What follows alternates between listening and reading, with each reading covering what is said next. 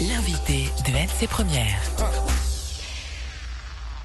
Et ce matin, nous recevons le 5e adjoint au maire de Nouméa en charge de l'urbanisme, Daniel Leroux. Bonjour. Bonjour. Alors, vous avez déjà annoncé votre volonté, vous y travaillez, de revoir le plan d'urbanisme directeur de la ville de Nouméa. Le dernier était tout récent. Pourquoi est-ce si nécessaire aujourd'hui de revoir le PUD ? Oui, effectivement, ça faisait partie de notre programme électoral pendant la campagne, parce que aujourd'hui, force est de constater que Nouméa a un problème. On l'a vu lors du dernier recensement. Nouméa a augmenté de 2500 habitants en 4 ans. C'est la plus petite croissance depuis les années 50. Donc, on a à faire face à ce problème. On a fermé une école. On en formera peut-être une autre cette année. Le recensement montre que la ville de Nouméa a une population vieillissante. On a constaté que les classes intermédiaires ne peuvent plus se loger à Nouméa. Donc, Nouméa est clairement aujourd'hui une ville de riches ? Non, il ne faut pas dire ça. Nouméa, beaucoup de gens qui ne sont pas riches habitent Nouméa. Vous avez d'abord beaucoup de logements sociaux. Vous avez 23 ou 24% de logements sociaux à Nouméa, qui est une moyenne intéressante nationale. C'est ce qui est demandé par la métropole, notamment dans les villes de métropole. Il y a des quartiers aisés, mais globalement, jusqu'à présent, la mixité dans ces quartiers marchait bien.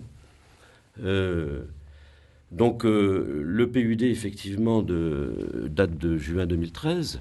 Nous sommes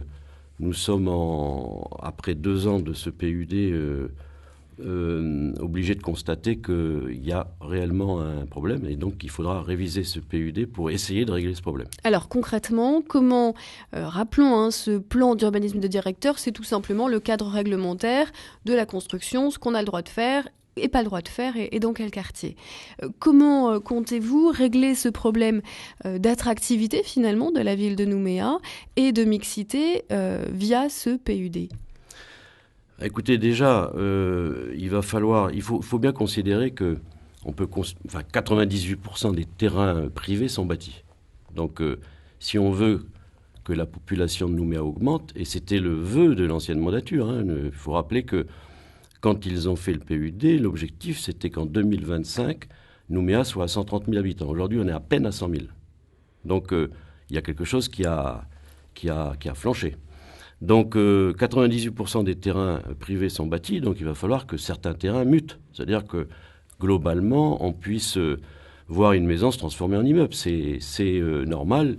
Et donc il va falloir cibler les quartiers où c'est possible et cibler les quartiers où c'est pas possible, où il faudra protéger l'habitat individuel parce que les réseaux, les voiries, tout ça ne sont pas assez, développés pour pouvoir densifier. Et puis d'autre part, notre objectif aussi, c'est de développer l'île Nou. Vous savez, l'île Nou, c'est un territoire qui est relativement vide.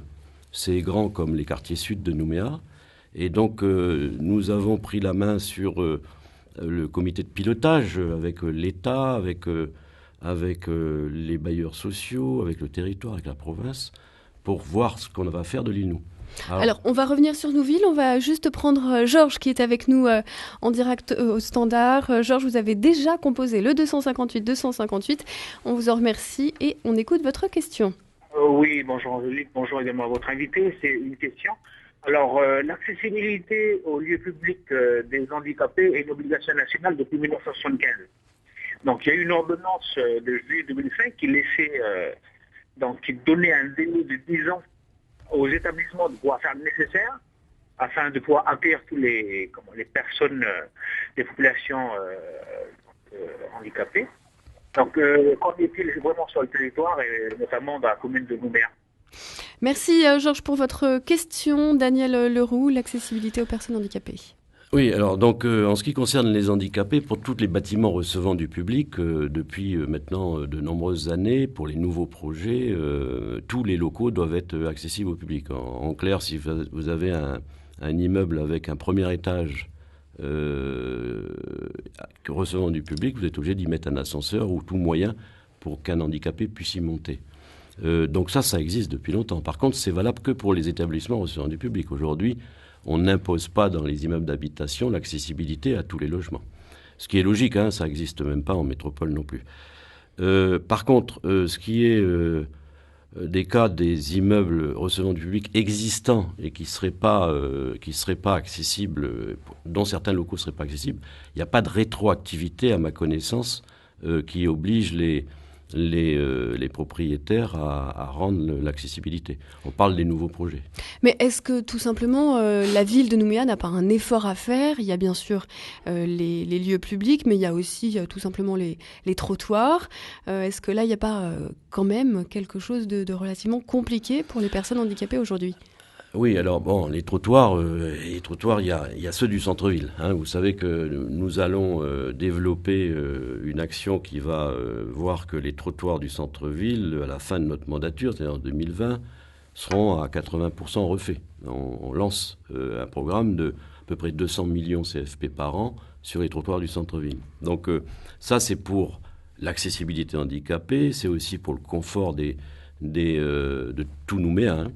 Et puis après, vous avez les quartiers. Alors, dans les quartiers, le problème est délicat parce que on s'aperçoit que d'abord, les trottoirs sont souvent inexistants dans les différents lotissements.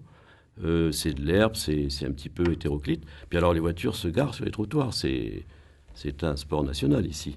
Et donc, on a souvent des plaintes des gens qui disent que fait la mairie, que fait la police, pourquoi elle verbalise. Alors, que fait la mairie? Alors, la mairie, elle ne peut pas faire plus qu'elle ne peut. C'est-à-dire qu'elle peut, par l'intermédiaire de la police municipale, verbaliser. Mais on n'est pas les seuls. Il y a aussi la police nationale. Donc, la mairie ne peut pas être partout à ce niveau-là, bien évidemment. Donc, on fait le maximum. Malheureusement, il y a des voiries qui sont très étroites. Certains quartiers qui se sont densifiés, les parkings n'ont pas été suffisamment pourvus et donc les gens ont tendance à se garer sur les trottoirs. Donc c'est vrai que ça encombre et ça empêche même les gens non handicapés à circuler autrement que sur la voirie. Et ça, c'est un autre problème. Hein, ouais. Alors, Daniel Leroux, revenons sur ce projet de Nouville, d'urbanisation de l'île Nou. On parle d'un potentiel de plusieurs milliers, je crois 5000 logements concrètement. C'est un emplacement plutôt sympathique. Vous le destinez à qui? Résidentiel, intermédiaire? Oui, alors, effectivement, le site de l'île Nou, de Nouville, d'après les scénarios qu'on a commencé à faire, pourrait, avec une densification tout à fait raisonnable, accueillir 5000 logements. Hein. Aujourd'hui, Nouville, il y a la cité étudiante, il y a très très peu de logements. Ça a été un fourre-tout pour tous les services qui voulaient un terrain pour y faire leur activité, les services administratifs. Hein. Et donc, on a vu l'île Nou se développer de façon pas anarchique, mais sans réel plan d'aménagement. Donc nous, aujourd'hui, on voudrait que Nouville puisse recevoir des logements. 5000 logements, c'est entre 15 et 20 000 habitants. C'est une partie de la croissance de Nouméa pour les 20 prochaines années. Une grande partie. Mais alors, qu'est-ce que ce serait? Ce serait entre guillemets, on va caricaturer, un nouveau quartier sud, c'est-à-dire un petit peu privilégié, ou quel est votre projet social pour ce nouveau quartier? Pour l'instant, on n'a pas discuté de la répartition des logements. On parle d'abord d'arriver à faire quelque chose de l'île Nou. Mais il est évident que sur l'île Nou, il est hors de question d'en faire un quartier sud avec des gens aisés. L'île Nou, ça va être un modèle de mixité, c'est ce qu'on souhaite. C'est-à-dire qu'on ait une part de social, en restant dans des proportions, disons, raisonnables, 25% de logements sociaux, c'est la moyenne de Nouméa, en évitant de faire des ensembles sociaux trop importants au même endroit.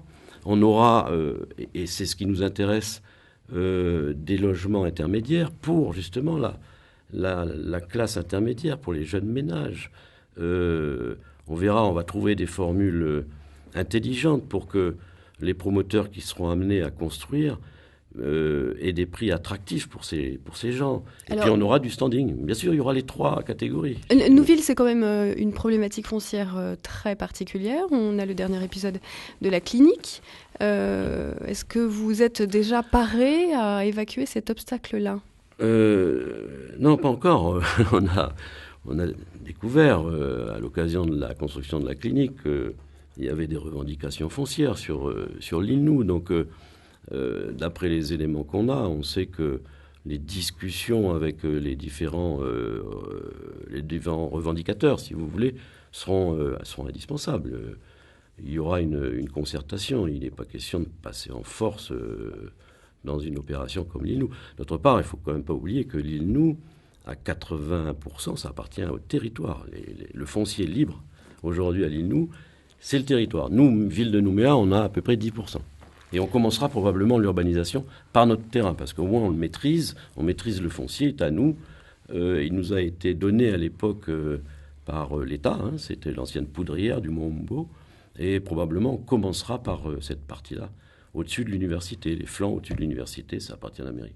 Alors, autre quartier qui devrait, selon vos projets, changer totalement de physionomie, c'est celui de l'aérodrome de Magenta. Là aussi, un projet déjà bien avancé, 300 logements.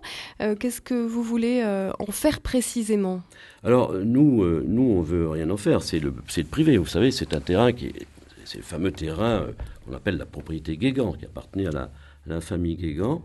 Ça fait des années et des années qu'ils essayaient d'urbaniser cette zone. C'est normal, il y a quelques dizaines d'hectares qui sont vierges et on a besoin de terrain. C'est le dernier terrain privé libre à Nouméa, non bâti. Donc le promoteur, en l'occurrence la famille Guégan, va lotir et puis se construira à peu près 300 logements. Vous allez donner le permis de construire malgré la proximité de l'aérodrome? Alors, c'est une bonne question, bien sûr. Aujourd'hui, cette zone n'est absolument pas ciblée comme une zone non constructible par le plan d'urbanisme. L'aérodrome, de toute façon, il n'est plus question de savoir s'il doit partir ou pas partir. Maintenant, la question, c'est de savoir quand il part.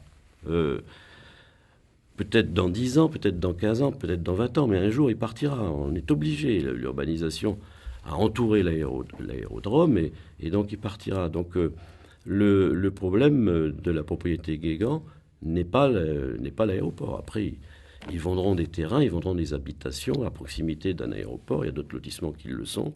Ça sera aux gens de choisir. Alors, l'une des mesures que vous comptez prendre de toute façon pour réviser ce PUD, c'est de faire, entre guillemets, sauter la limitation qui avait été imposée par le précédent, cette fameuse construction à R+1, autrement dit, un étage.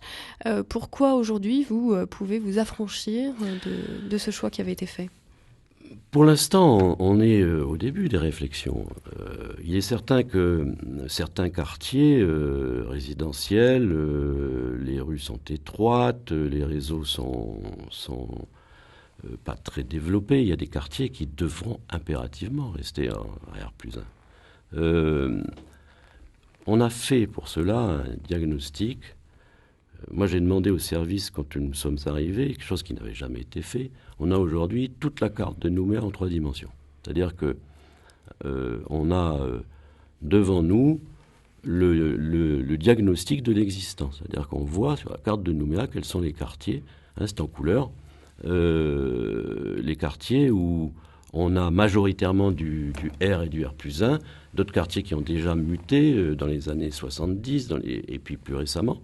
Donc on a, à partir de ce constat-là, on va voir quels sont les quartiers où on peut envisager de monter au-delà de R+1, R+2, R+3, R+4. Vous savez, on confond souvent hauteur et densité. La densification d'un quartier est donnée par le coefficient d'occupation du sol, pas par la hauteur. Vous pouvez avoir un coefficient de 1 avec un R+1, comme vous pouvez avoir un coefficient de 1 avec un R+4. C'est simplement la hauteur fixe la façon d'arriver à cette densité. Pour nous, il est hors de question de dépasser certains décos raisonnables. Aujourd'hui, il n'est pas question de faire des tours dans Nouméa. Alors, Très très rapidement. Franchement, je ne sais pas. Pour l'instant, le centre-ville, sûr. Hein, le centre-ville, les tours ont toujours été... Ça fait 20 ans qu'on peut faire des tours. Il n'y en a que 2 qui ont été construites. Dans les autres quartiers, non, il n'est pas question de faire des tours. Il s'agit de cibler éventuellement des zones où il sera possible d'en faire. Daniel Leroux, très très rapidement, dernière question, beaucoup plus politique, sur le fonctionnement du conseil municipal. Quelle est l'ambiance quelques mois après la scission et la création du groupe Calédonie Ensemble, issu de la majorité? Est-ce que la sérénité est revenue? Il me semble que la sérénité n'est jamais partie. Vous savez, l'ambiance déjà entre les élus est très bonne. Après, bon, il peut y avoir des guerres de chefs éventuellement, vous savez, mais nous sommes là pour faire fonctionner la ville. On consacre beaucoup de temps, les élus, et donc on est au-delà des clivages, politiques. Non, l'ambiance est bonne, la sérénité est là. Daniel Leroux, 5e adjoint en charge de l'urbanisme à la ville de Nouméa. Merci d'avoir été notre invité ce matin. Je vous en prie. Merci. Vous retrouvez tout de suite Bruno Rouvière sur La Première.